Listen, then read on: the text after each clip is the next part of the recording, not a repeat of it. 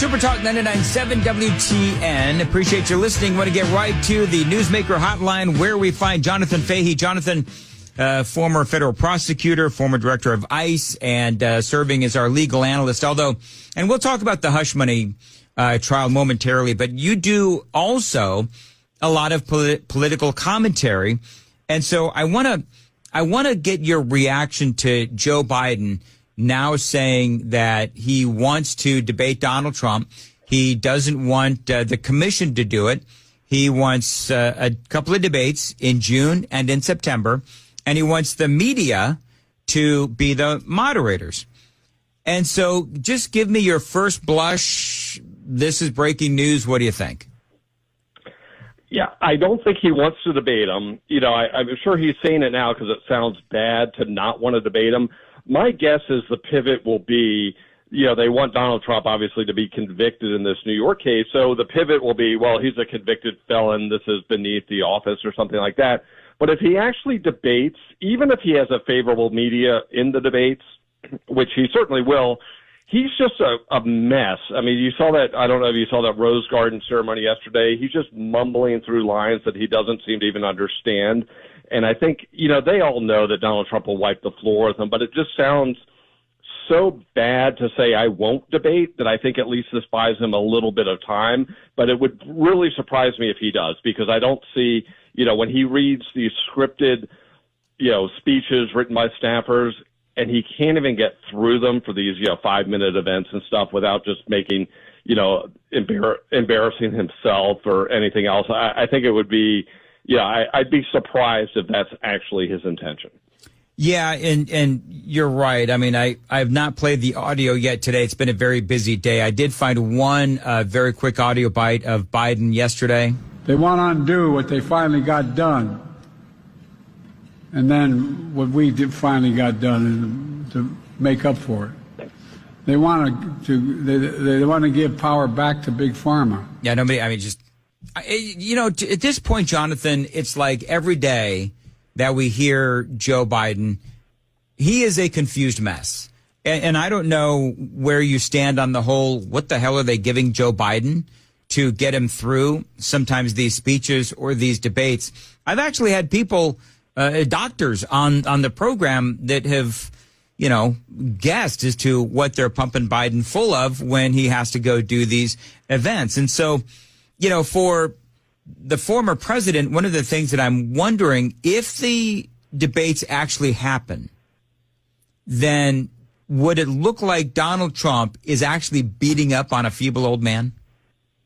Yeah, exactly. Maybe it's just like they'll get the pathetic, sympathetic, you know, vote or something like that. But yeah, I do agree. You know, like you know, that State of the Union, which, you know, I think the Democrats were proud of it, just the fact that he got through it. But it certainly didn't seem to be consistent with the way he normally speaks or has spoken in the past. So it's like, what's going on there? And it's like sort of this vacillation between just utterly confused and this off the lawn, you know, he's like one of those security guards in those Night at the Museum movies, you know, I'll take you, you know, I'll fight you and give you a knuckle sandwich and all these silly things that he's doing. But I think he's just, yeah, it's just so bizarre watching him walk, watching him interact or try to interact with people. And, you know, who knows what's going on, but I'm sure every time they send him out there, everyone is just cringing at the White House, just hoping he can get through it with minimal gas. And yesterday, the other thing that was really funny, he was, and I think they were talking about this on Fox, he's telling people they need to get out of the rain, but it wasn't raining. It was just like this bizarre thing. And then he proceeds to sign some, you know, bill, or I don't know if it's the tariff or something else, but it's just like he really just seems to have no idea what's going on around him. And it's, you know, if this was a family member of anyone listening, the conversation you'd be having would be, where do we, you know, can we find a place for dad to live? How do we take his keys away? How, you know, that's what would be going on. And this guy's the president of the United States. It's truly remarkable.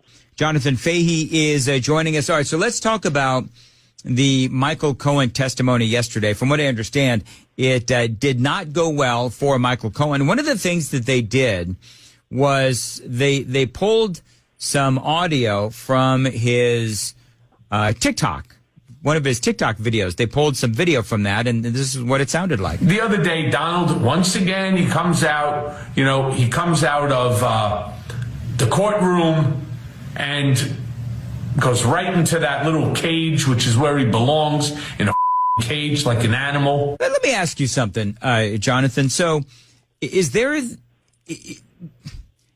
some sort of an assumption that these witnesses are supposed to be sort of, what's the word I'm looking for? Not biased in any way? Because, I mean, clearly he has vengeance for Trump.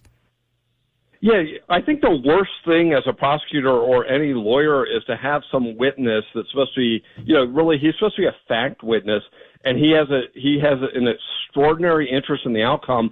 And it's not like that he used to have a grudge against Donald Trump and now it's gotten over it. He is currently advocating for him to go to prison.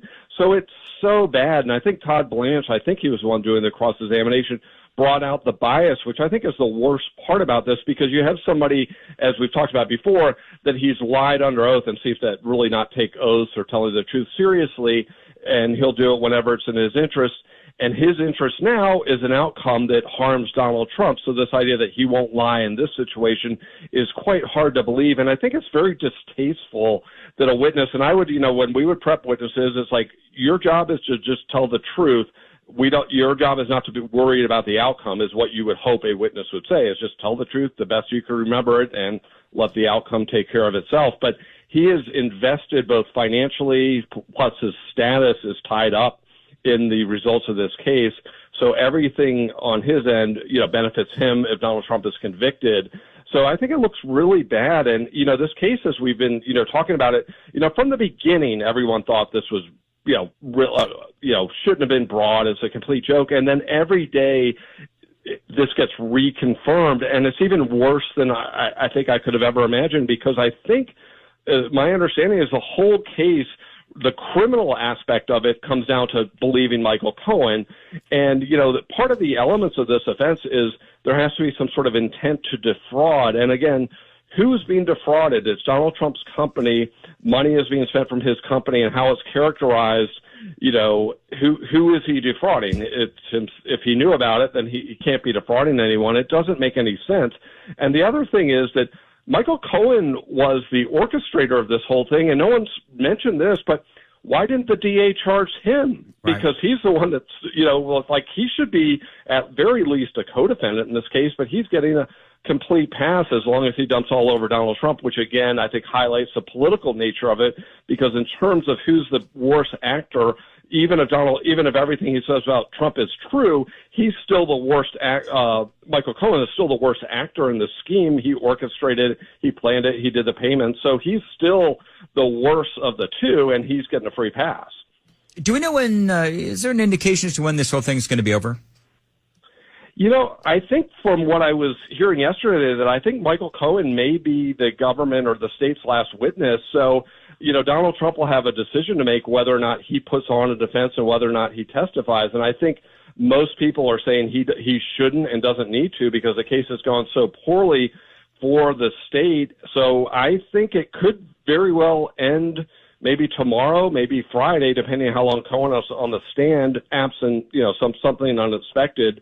But I don't think that they have made their case, at least from all reports. And what they have, made has been really a lot of bad conduct, but of other people around Trump, not even Trump. He really does seem to be the victim of various shakedowns, including by his own supposed lawyer who's secretly recording him. It's just really distasteful in every respect.